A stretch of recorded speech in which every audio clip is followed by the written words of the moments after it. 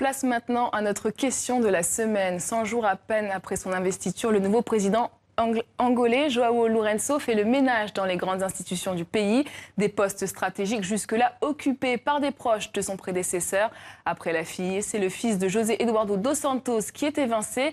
Alors purge ou rupture politique, vous avez été nombreux à saluer la démarche, mais parfois avec quelques réticences. On décortique tout cela avec Augusta Conquilha. Bonsoir. Bonsoir. Vous êtes journaliste et vous couvrez l'Angola depuis une quarantaine d'années.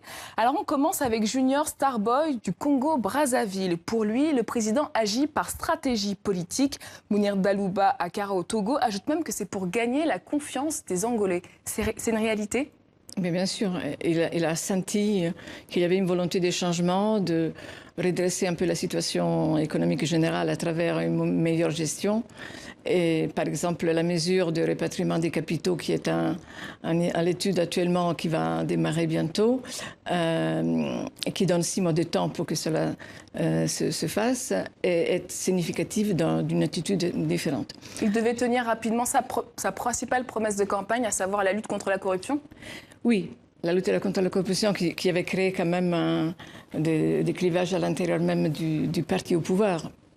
Pour de nombreuses raisons. D'une part parce que ce n'était pas le but de ce parti de ses origines, mais aussi parce que c'était une concentration entre les mains d'un nombre très restreint de personnes. Et ça, évidemment, ça froissait même ceux qui, pendant plusieurs décennies, travaillaient pour la cause du pays, en quelque sorte, pour son développement. Selon Gonda Guillaume Guilherme de Luanda, João Lourenço a été considéré comme un pion de José Eduardo dos Santos. Avec ses limogeages, il veut prouver le contraire.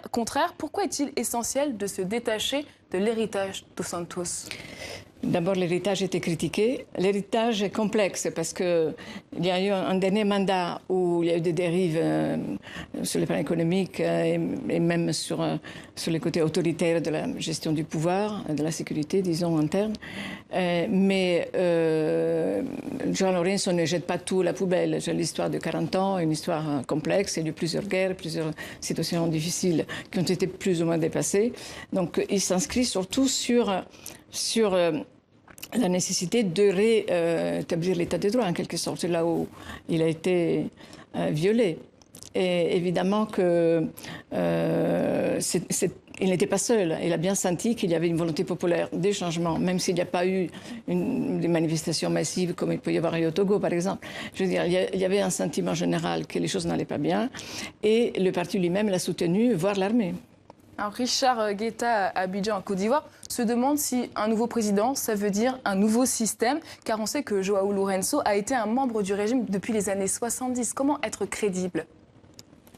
Disons que on ne comprend pas qu'il puisse être crédible parce qu'en fait, il y a eu pendant des années une certaine caricature de la façon comme le système fonctionnait. Donc, il paraissait monolithique, il n'a jamais été vraiment si monolithique que ça. Et ces dernières années, justement, il a été entre les mains d'un groupe très restreint, c'est vrai. Mais dans ce parti, il y avait un certain nombre de personnes autour de lui, il n'était pas seul. Ça fait partie du débat interne, en quelque sorte, du parti qui n'était pas accessible peut-être à tout le monde, mais ça existait. Et lui fait partie de ceux qui ont considéré, depuis un certain temps, il était secrétaire général du parti d'ailleurs, il n'était pas que militaire, ayant été en Russie, parce qu'on lui a attribué un certain nombre de points de vue idéologiques sur la base de ces critères-là, mais ce n'était pas très exact. Enfin, ça montre le manque de connaissances. Il y a la question de la langue aussi, mais la presse, disons francophone, n'était pas très bien armée pour comprendre la situation. Et donc, je pense qu'il avait un plan qu'il partageait avec beaucoup de monde. Alors toujours est-il que son action plaît pour Jean Bagenglé de Kinshasa. C'est une purge, oui, mais que lui aussi rende compte de sa richesse aux Angolais. Est-ce qu'il a été mêlé ou cité dans des scandales de corruption ? Il n'a pas été cité. Il a exigé de tout le gouvernement et de lui-même de présenter donc l'état des lieux du patrimoine de chacun. Et cela a été confié à des institutions de l'État et peut être utilisé le jour où par exemple, ils quitteront le pouvoir. Mais non, il n'a pas été cité dans des cas d'une espèce. Pardon? Il n'a pas été épinglé? Non. Mais disons qu'il n'a pas été épinglé parce qu'il était un peu... C'est-à-dire, il y a eu beaucoup de monde qui se sont enrichis en Angola, c'est vrai, par des biais divers, soit directement ou indirectement aidés par les institutions de l'État qui étaient un peu complaisantes à leur égard. Mais il y a aussi beaucoup de monde qui n'a pas profité au-delà de leurs fonctions et des privilèges qu'ils pouvaient avoir pour cela. Je dis évidemment qu'il n'était pas, il vient pas d'une bidonville de la misère, c'est pas ça. Mais autre chose, c'est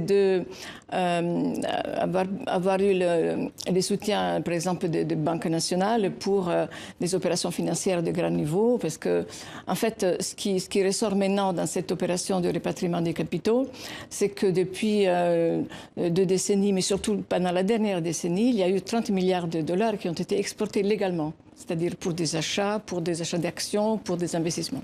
Et cet argent-là doit revenir en Angola. On va parler du parti au pouvoir. Souleymane Diop Ouambo en Angola prévient si les idées de João Lourenço sont contraires à celles de son prédécesseur, il y aura une guerre au sein du MPLA, parti au pouvoir. En agissant de la sorte, est-ce que João Lourenço ne risque-t-il pas de se mettre à dos les anciens caciques du régime? Il semblerait que non. Certainement, il y en a qui ne sont pas contents et qui auraient même préféré que Dos Santos reste. Donc, je ne dis pas que ça n'existe pas, mais je pense que ce n'est pas la majorité et ce n'est pas... elle-là s'isolerait totalement de l'appui populaire qui actuellement se manifeste pour ce président qui vient d'être élu. Donc, il y aura des calculs à faire et je suppose qu'il n'y aura pas cette scission. Mpigi Mbala de Luanda, très renseigné visiblement, affirme que 2 camps se sont créés au sein du parti au pouvoir. Les Angolais attendent son éclatement. Est-ce que la scission est consommée aujourd'hui au sein du parti au pouvoir? Non, non, je répète, des tensions existent sans doute, mais personne ne s'est vraiment levé disant ce que fait le président actuel est injuste. Parce que tout le monde a bien vu quelles sont les raisons. Les raisons ne sont pas personnelles. Il ne fait pas la chasse aux enfants du président Dos Santos, mais il essaie de rétablir des règles qui respectent les appels d'offres pour ce qui est du privé et des compétences au-delà des affiliations personnelles. Alors pour Oumar Traoré de Bamako, ce signal est encourageant, mais il faut dissocier gestion familiale et gestion du pouvoir. Est-ce que c'est un enjeu en Angola, cette question? D'une certaine manière, c'est un enjeu, mais il y avait eu un certain, disons, dans ce système-là, il y a eu un laisser-aller général, ce qui fait que les entreprises d'État ne correspondaient pas à leurs propres objectifs, ils ne réalisaient pas leur plan de travail, etc. Donc, il y avait un problème de mauvais fonctionnement général de l'économie. Donc, disons, ça déteint un peu sur tous les systèmes. Quand il n'y a pas des sanctions pour des erreurs à très haut niveau ou des erreurs volontaires, évidemment que le reste ne fonctionne pas très bien. On fonctionne beaucoup sur l'exemple. Il manquait l'exemple. Et donc, je pense qu'il a décidé que cet élément-là est indispensable. Il faut être honnête et intègre pour pouvoir exiger que les autres le soient également. Une dernière question pour terminer. Ce type d'opération est craint, selon Soumaïla Baby de Gundam au Mali. N'est-ce pas ce genre de comportement qui empêche Joseph Kabila, Idriss Déby Itno, Paul Biya de vouloir céder le pouvoir, selon vous? Dans une certaine mesure, oui, parce qu'on en a beaucoup parlé depuis des années. Je veux dire, ce problème a toujours existé. On a toujours dit qu'il fallait, par exemple, assurer au président sortant toutes les garanties d'immunité, etc. Donc, la question se pose certainement.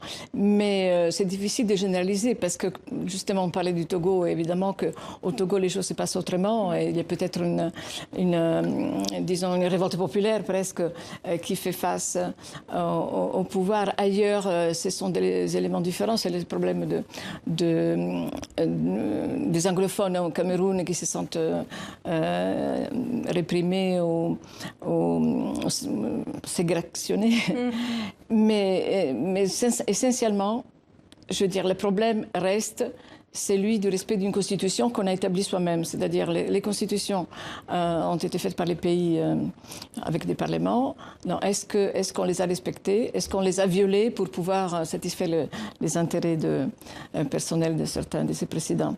Mais il y a aussi...